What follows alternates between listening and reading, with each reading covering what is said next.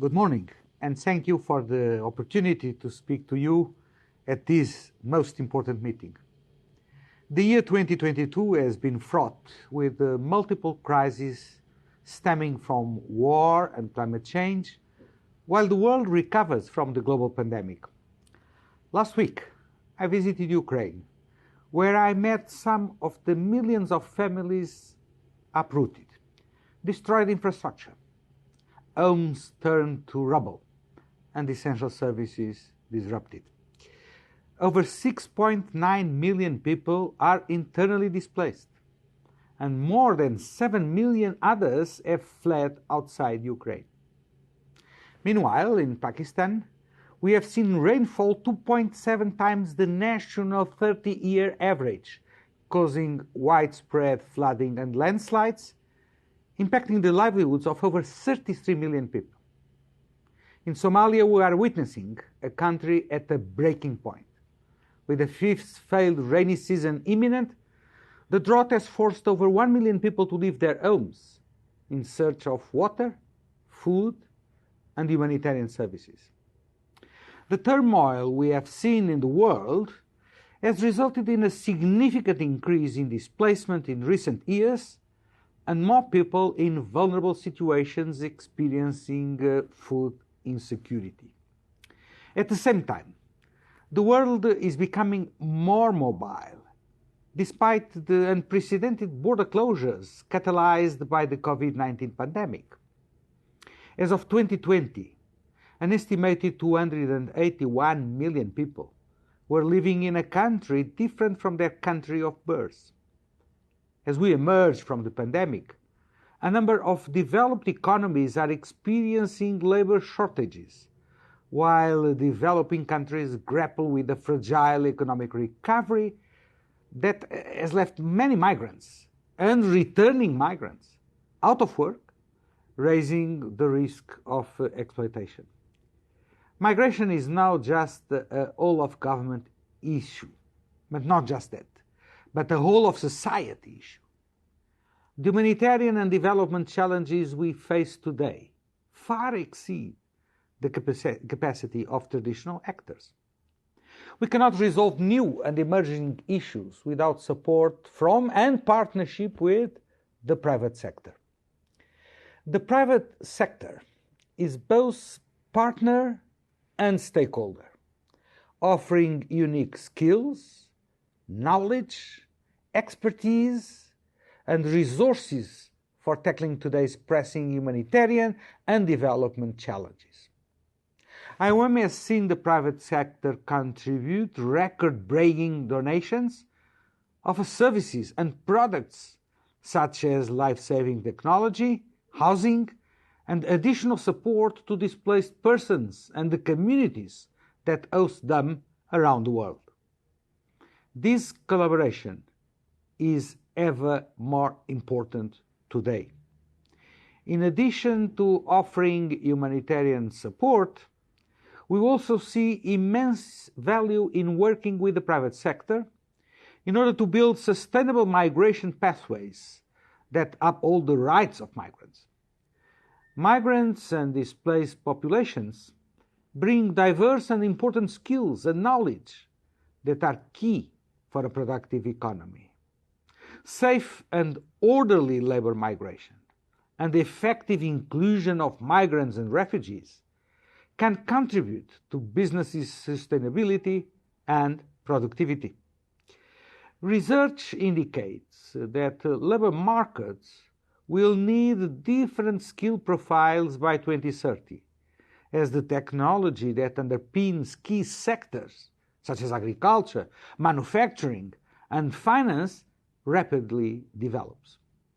And we have all witnessed the essential contributions migrants have made during COVID-19 pandemic, working in sectors which could not cease to function, including health, but also transport and food services.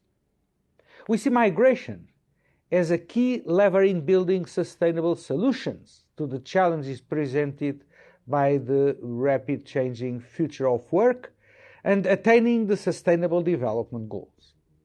IOM is proud to work with global companies, supply chain employers, recruitment agencies, industry associations, and employer organizations to establish strong initiatives to address ethical recruitment and skills development and recognition, and advance private sector awareness and engagement on the Global Compact for safe, orderly, and regular migration. At IOM, we are looking forward to working with the private sector to co-create a sustainable pathway to 2030. Good morning, good afternoon, and good evening to all of you joining the SDG Business Forum from around the world.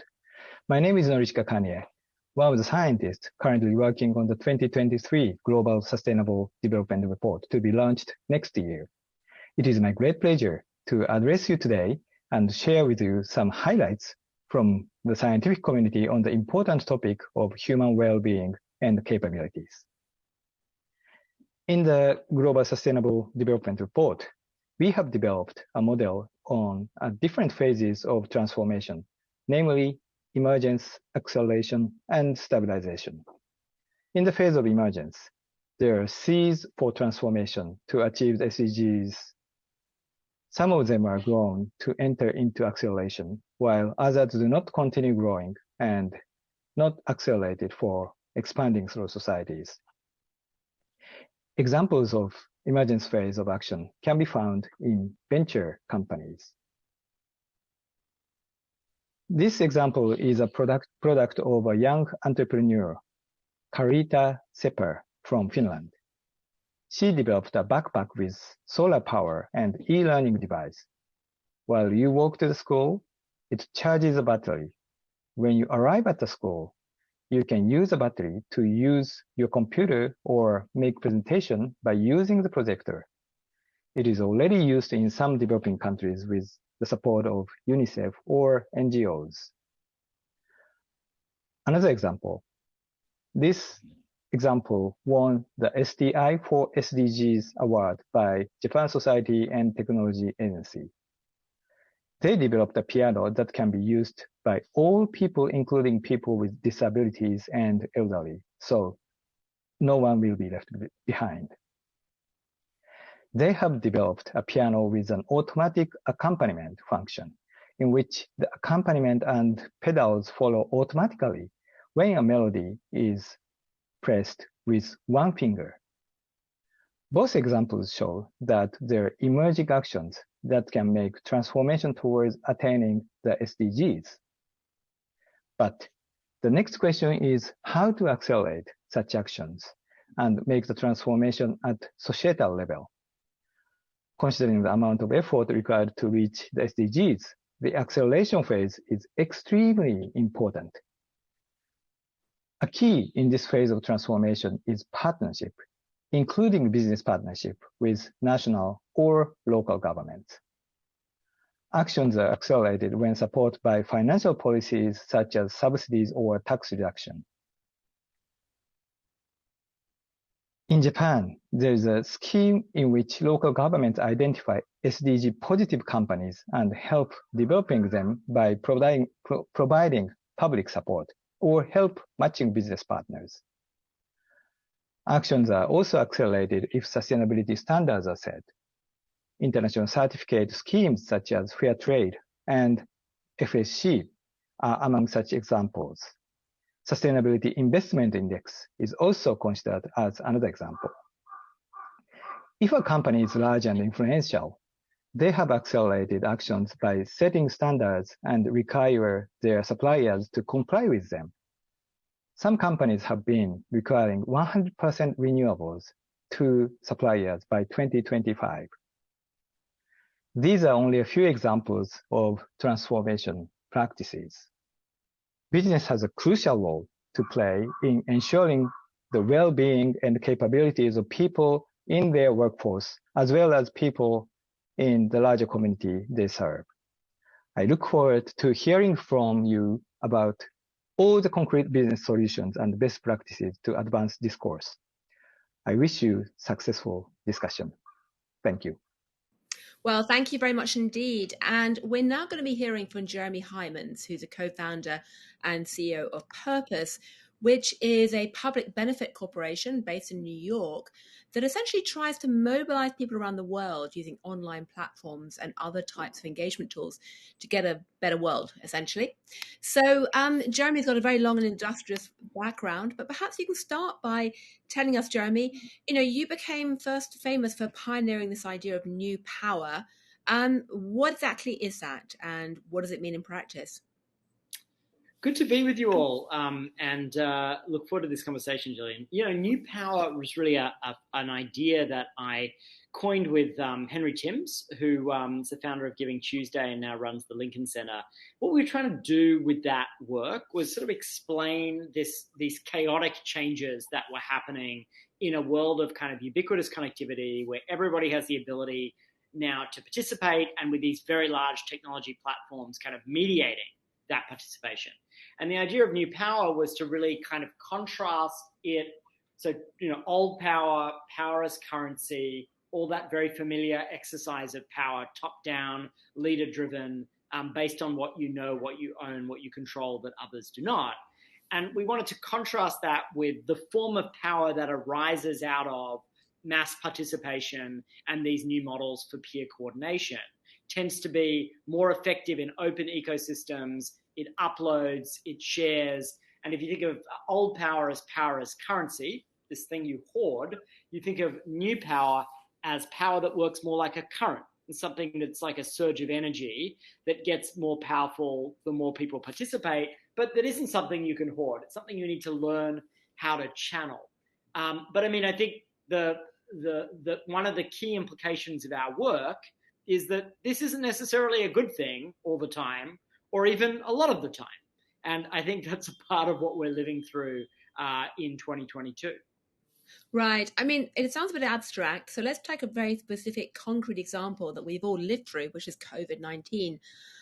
You got involved in this Purpose New Power platform to try and combat misinformation about COVID-19. Can you tell us exactly what happened there and, why it matters? Yeah, I mean, I think COVID itself has been a really interesting old and new power story, right? So, it was very clear early in the pandemic that for all of the expertise and resources and authority that governments and public health agencies had, that wouldn't be enough in an era of kind of metastasizing disinformation that was spreading very fast. It spread from the very beginning of COVID. First, it was about the disease itself, and soon it was about the vaccines. So early in the crisis, we were in dialogue with the UN Secretary General and Melissa Fleming, who runs communications at the UN, about what to do about this. And it was clear that the UN system, which has deep expertise, a lot of legitimacy and authority, but doesn't really have necessarily the means to fight these information wars, which are, on very different terms to the press releases and the fact sheets and the kinds of science-backed information that the UN and the WHO and others would typically put out. So we created this platform and this model that's been super interesting. We called it Verified. And the idea of Verified was basically create a big communications engine to spread COVID information in a new power way. Right? So not to just rely on the kind of top-down delivery of the expertise of the WHO and all of these agencies, but to think about how to reach vulnerable populations who are more likely, to get some rumor sent to them from their uncle on WhatsApp than necessarily to be reading the Financial Times, right? So we built the infrastructure, which now reached more than 1 billion people. It operates in 60 languages, and it's brought a bit of new power to a pretty old power infrastructure. And it's been quite fascinating what we've learned from it. Right, that's fascinating. Well, I like to think everyone's reading the Financial Times, but I appreciate they may not be. But obviously now COVID-19, the pandemic, is receding a bit in terms of the immediacy of the threat. Doesn't mean it's over, but it's not the number one issue right now in many people's minds. So what are you now pivoting towards and trying to use this platform and approach for? Yeah, well, look, I mean, now that we've built this communications infrastructure, which is kind of, really interesting because it was sort of a combination of the traditional relationships that you might have with big broadcasters, radio, etc., but also these new relationships, right? So to give you an example and a flavor for what we did on COVID, and then we'll come to how we're going to sort of evolve that to other issues. One of the interesting early challenges, we obviously saw vaccine confidence would be a huge problem, right? That there would be lots of people who were afraid of taking vaccines, and there was tons and tons of, often relatively innocently spread misinformation that initially came from not so innocent sources of disinformation, right? So we built this model we called Team Halo. And basically we went very early, before the vaccines were even publicly available, to the labs where COVID vaccines were being developed around the world. We kind of found charismatic, young, not always young, but younger scientists in those labs. And we trained them in how to use TikTok. Now, not everybody's on TikTok, but as we know, TikTok is now the most important source of viral content on the internet because of the way that content then gets syndicated. So we trained them on how to use TikTok, and we kind of built them a framework and a network where they could make their own self-shot videos narrating the work of developing the vaccine and then eventually kind of addressing people's concerns about the vaccine. And we found this kind of thing was really remarkably effective, right? Because it reached people that weren't being reached through the traditional means. It really humanized, right, the work. So, we picked people who represented the populations that were most vulnerable, right? So, a young, religious Muslim doctor in the UK to speak to those populations who were hearing messages that there was a problem from the perspective of the scriptures, right, in taking the vaccine, addressing those kinds of things head on.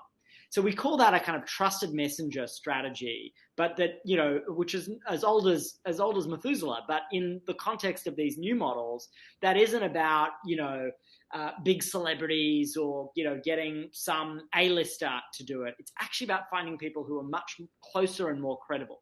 And now Team Halo's literally reached hundreds and hundreds of millions of people. We've done some fascinating kind of,